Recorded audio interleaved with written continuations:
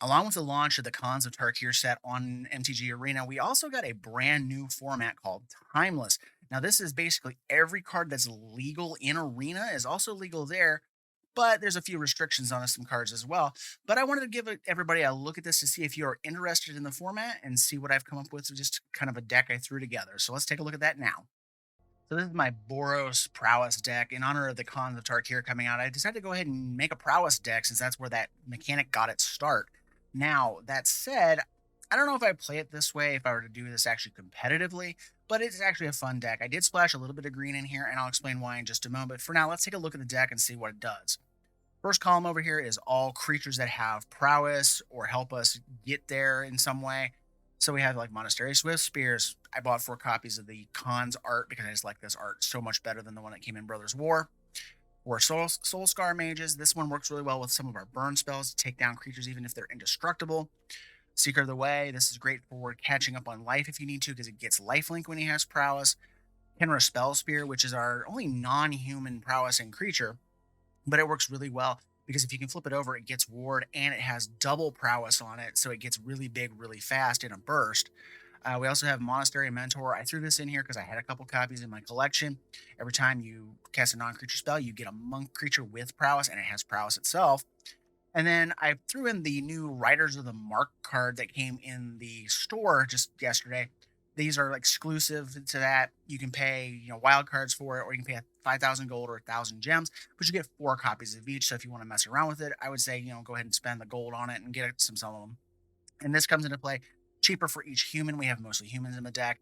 Trample Haste, and then if it swings and survives the combat, you can bounce it back to your hand and create more humans to the board to kind of spread out and go wide. And it's fun. I got to do it a couple of different times, and we'll talk more about it later. I also got 4 Mishra's Baubles in here because this triggers prowess. It also gives us a card draw effect. We also have Defiant Strike in the deck as one of our instant speed combat tricks. Also gets us a card. And then we have Fight as One. I have a couple copies of this because one, it can make something indestructible and pump it, triggering prowess. But also, if you have a Kenra Spell Spear or it's flipped over side on the board and one of the other human prowess creatures, you can target both of them, make them both indestructible, and then pump them up and get more prowess stuff. Now we have a couple copies of Temur Battle Rage because it's pretty easy to get up to the 4 power or greater and give Double Strike Trample for 2 mana. So, that's really good. And then I have a couple copies of Become Immense. I threw in some copies of green mana sources in here and 2 of these because sometimes you can just burst your opponent out of nowhere because you're going ahead, your creatures are dying, you're throwing all this like cantrippy, can't talk today, cantrippy stuff like the Defiant Strikes, and you're going to go ahead and fill your yard up, and then you're going to be able to delve this out for 3-4 mana and slam +6/+6 on something that got through, and your opponent might just die from that burst. And then we have some burn in here. We have lightning bolts. We have play with fire. The ratio on these is kind of funny. I don't know if I think I want more burn in this deck. I'm not sure, but I haven't figured out what to do with it. And then the mana base is, a few shocklands, a few pathways, those kind of things. And then I bought 4 copies of the new Wooded Foothills that was included because I wanted them for other decks as well. That said, let's get into the gameplay and show you off some of this stuff in the Timeless format, and we'll talk more about it after. AF96. I'm not used to not knowing what the opponents are playing because I'm so used to playing Historic Brawl. I don't usually play 60 card formats. At least I haven't for a while. I used to play them all the time, and then I was just like, yeah, I don't really care anymore, so kind of stopped playing them. Now, the nice part about getting the Temple Garden is we have Become Immense in hand, and then we also have the ability, like next turn we can shock in the garden, and I can actually cast Defiant Strike on something and then draw the card and get everything going. Actually, I think we're going to go with 2 Swift Spears instead. We're just going to load the board with humans because we also have the Riders of the Mark that came from that buy-in off the store. If you don't know about that, in the store, there's like a 5,000 gold or 1,000 gem buy-in for these exclusive cards to the Lord of the Rings holiday release. And I decided to put a couple of copies of it in this deck because the deck is mostly humans anyways with all the prowess stuff. So I figured why not? We'll give it a try. The opponent is eyeballing my Monastery Swift Spears. I don't know what they got. Okay. And that's fine. It's a blocker. That's about all you can say about it. Because I'm going to shock this in. I changed my mind when I drew the second red land because I wanted the 2 Monastery Swift Spears on hand instead. Because in the long run, I think it just works out to give you that extra little bit of damage, and every point of damage I think really in this format counts. All right, this is really good. So let's go ahead and start off by frying the Ambitious Farmhand because they're tapped out. I don't have to wait. We'll Defiant Strike one of the Swift Spears to get the card because we could hit another 1 mana spell or even a Miniature Bauble. I had to think about that for a second, and the Bauble would have given us an additional 3 damage coming down before combat. Whereas if you do it in combat, it's one of those things that's really weird. If you do your combat trick in combat that draws you the card and then you draw the Bauble, then it feels really goofy sometimes. All right, so we're gonna swing. I got a Bolt. It should be lethal unless they wipe out one of my creatures. Which it looks like they might have something. They're holding priority and they're not doing anything at the moment. All right, so we're swinging. We got the Bolt. We also have Become Immense, which I think we can actually do once the Bolt hits the yard. Yeah, that'll give us 3 more. Maybe not. I might not have enough. If they kill one of our creatures, we have enough. So yeah, go ahead. As long as it's not an exile, I don't care. Okay, cool. So that actually gives us enough delve material. Yeah, I'm just going to do this because I can. 1, 2, 3, 4. I only need 3. Actually, I had enough before that. I miscounted. But that's fine. We're going to send the point home. Marcos. All right. I mean, I got a lot of things I can cast on that Soulscar Mage, but they are going first, and I have no other creatures in hand, which I'm kind of not liking. Okay, that's a little better. We'll stick a Wooded Foothills back in the deck. We only need 1, because we already have a green source for Become Immense. All right, so we'll go ahead and pop this, and we'll go get a Sacred Foundry, and we will shock ourselves for it, just to go ahead and get the Soulscar Mage. I wanted another white source because we have so many other ones. We'll hang on to the Bauble. I want to use it with the Prowess abilities. I think it's just better to hang on to for the moment. Okay, so we got a Defiant Strike. We'll shock ourselves with this, so we have access to that mana as well. We'll play the Bauble to get the trigger. And then we'll go ahead and swing into them. They didn't do anything else. Let's go ahead and play the Seeker of the Way. I was expecting them to shock, but they didn't. Or Blighting Bolt or whatever. Now, the Seeker of the Way might draw their ire because it's a lifelink when you have a Prowess trigger. So they might see that as a threat, because if they're playing like Mono Red Burn, lifelink is bad for them. So if I get to untap, they have other issues. Okay. They must be playing like their standard deck, or I'm just really confused. All right, we're going to bobble them. They have a Skizik. Okay, they're playing like red deck win, old school red deck win style. Okay. So I can't kill Godric right now, but then I can also do a buttload of damage, or I can just play Monastery Mentor. I'm trying to think if it's smart to wait. I'm gonna attack. I'm not gonna wait. I'm gonna play the Monastery Mentor because then I have 3 spells in hand to trigger 3 different monks triggers. The Play with Fire can knock Godric down to a 1/1. Like, there's options for us to not get screwed here, but we have to live through this turn. Like, that Skizik coming down can put us down to, what, 4?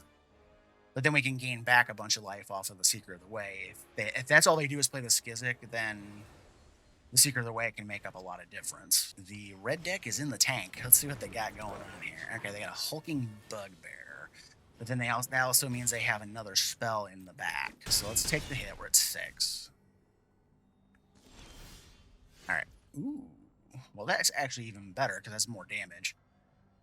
All right. Let's go ham here. Swinging. Let's go Defiant Strike. We'll pump the Seeker of the Way because I want the life gain off of this.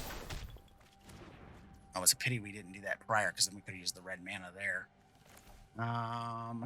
Let's go ahead and just... Do I bolt them or do I bolt... Because it's 5, 6, 7, 8, 9, 10, 11, 12. Yeah, I'm going for the face. Because that might be lethal. And then we'll just do this. Oh. The monks are not humans, so that actually works out too. Alright, Monastery Mentor. I haven't drawn him much, but I like it. He's the kind of the top of the curve. Kenji. Okay.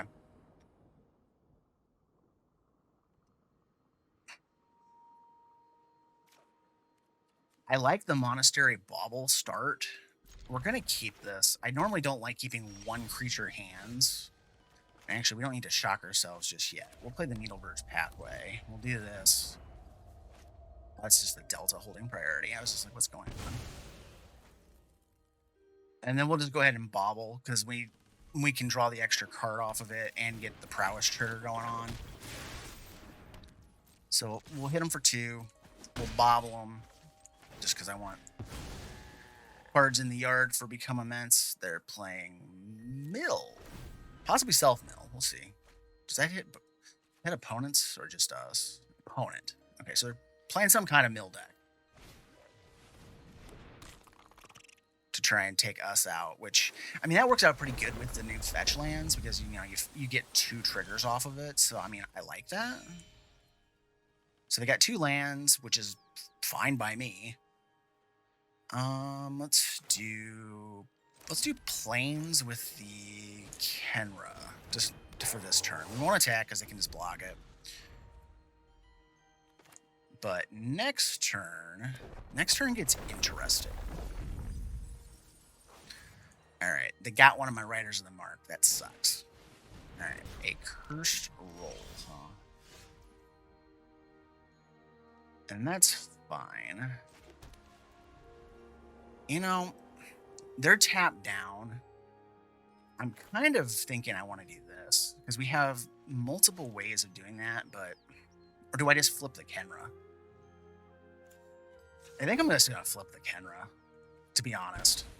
Because the double Prowess is just so good. Because then next turn we can play the Stomping Ground, we can play Monastery Mentor and then play with Fire.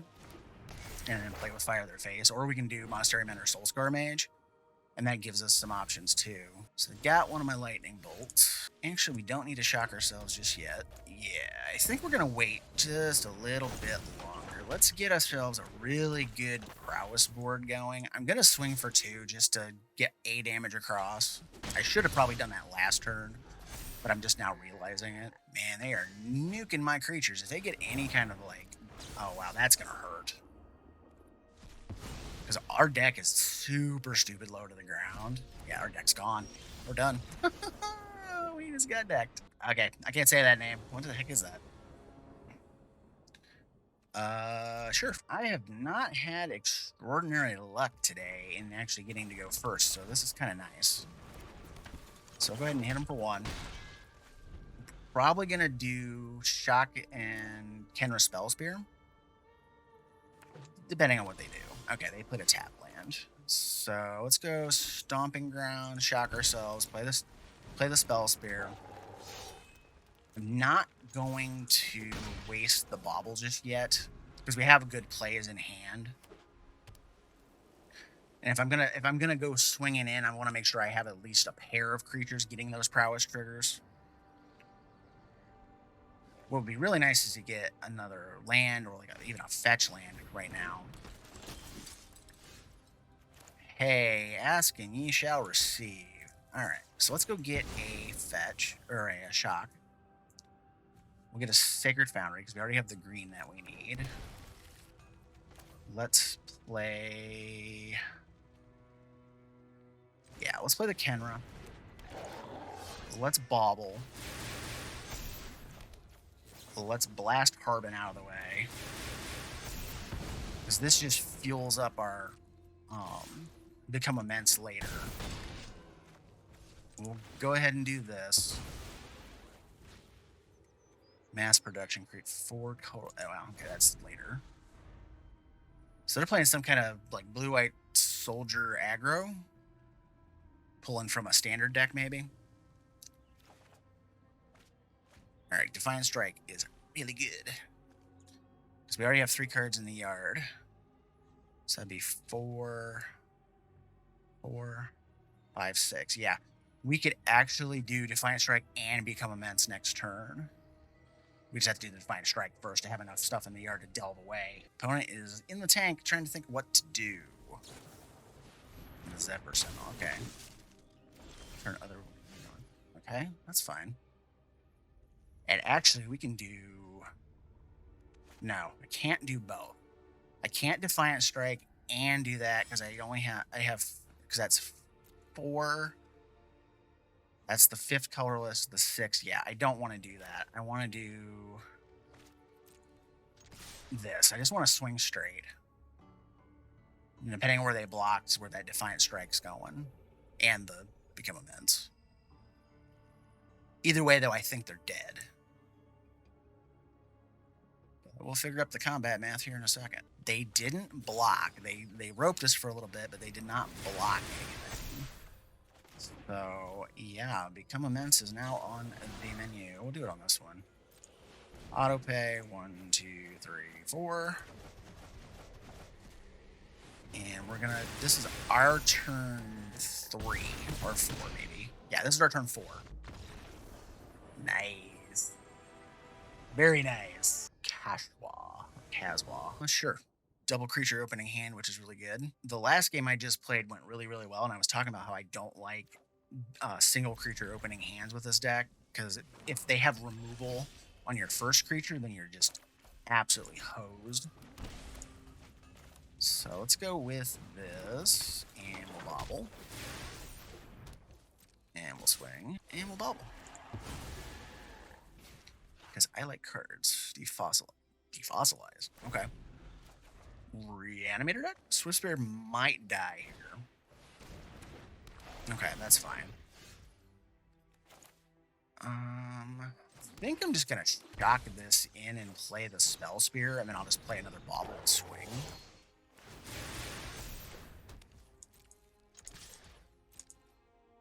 Because I'm okay with that. Because this does what? It transforms? Okay. This must be somebody who just has, like, nothing, like, in their collection or something, or they're just trying to play cutesy here. Okay, we got a Riders of the Mark. That's pretty good. But not enough humans to get it down quickly. I'm kind of thinking that probably should not be in the deck. Okay, so we got that land. I'm thinking flip. They're so low on lands. I'm gonna flip this because it's gonna be really hard for them to kill that Gitaxian Spellstalker with only 2 to 3 lands, and it gets it out of cut down range if they have cut downs in their deck. Because like Fatal Push is like the only thing they could probably use to get rid of that right now. All right, so they had a Synapse Necrophage. Does the creature return tapped? Yes. Okay. Well, I got Lightning Bolts. Yes, I do. If I do Bolt... I'm trying to think, like, if I do Bolt to the face and then... or Bolt to the Synapse and then swing, if that's the right call. Or if I just bolt them in the face because of all the prowess triggers on the Gitaxian Spellstalker. So that's 3, 4, 5, 6, 7, 8, 9, 10, 11... I think I could do 11 to their face. You know what? Let's see what they do. I'm just trying to think of how well to put this together. Now it's perfectly right if they block the Spellstalker trying to kill it. Okay, this comes, I think, from a lack of experience with whoever this is. Because we're just gonna do this. They're both gonna get a counter and 2 more prowess, or 3 more prowess triggers on the one and the other. So trample, boom, boom. Bye-bye. I kind of felt bad with that game. It kind of felt like I was picking on a new player. So that was my homebrewed pile of prowess stuff for the Timeless format. Now, that said, this deck is not perfect by any stretch of the imagination, by far. Cards I would take out of this, Riders of the Mark was cute, but it's not good enough for this deck. There's not enough humans in here. You need a bigger critical mass. This is meant for something of like a humans commander deck or a humans historic brawl deck. They're not meant to be played in something like this unless there's a humans deck that incorporates red and you have more humans than what's in this deck to get it down. Because if you're paying more than 3 or 4 mana for this, it's not good enough because this deck's mana counts are so low and you're trying to just burn them out as quickly as possible. Another thing, and I know some people are going to want to know where they are. Still can't talk. Is Lightning Helix. Lightning Helix is rare. Now, I dumped a bunch of rares into this deck and another one to show off later, and I just wasn't willing to dump that in there because Lightning Helix is coming to the Arena client with the Murders at Karlov Manor set, and it's going to be an uncommon. So I'm going to wait the extra couple of months, and then I'll get my Lightning Helixes instead at that point. That's one of those bones of contention right now with the Strixhaven archive cards. There are so many linchpin cards that are going to get played in this format, like Lightning Bolt, like Brainstorm, like Lightning Helix, Memory Lapse. There's just so much stuff. They're rares from that archive. They're not meant to be rares. They were printed at common and uncommon. They're bread and butter cards for these decks. But unfortunately, if you don't have a bunch of extra rares laying around, I do not advise you crafting these cards unless you were planning on getting into the timeless format and grinding it out and actually playing it full time. Otherwise, nah, don't do it. Don't waste your wild cards buying up lightning bolts and all this other stuff. There might be a decent chance that they have introduced this stuff as commons. They have done that. Good example, Faithless Looting. It was a rare in that archive. I spent it because I was playing Historic at the time and I was using those Faithless Lootings. They're a common that came in the Shadows over Innistrad remaster now, and they're on the client as a common. So unless you want that art that came off of those archives, you do not need to spend those rare wildcards. Don't do it. There's a lot of things going on in Timeless right now. Don't be afraid to experiment if you're playing the format and if you have the cards to play the format. Kind of make some swap outs, adjust your mana bases as you need to. But with that said, I hope you enjoyed this one. I think I'm going to try another deck later this week or early next week to show off as well. And we'll get back to you on the next video.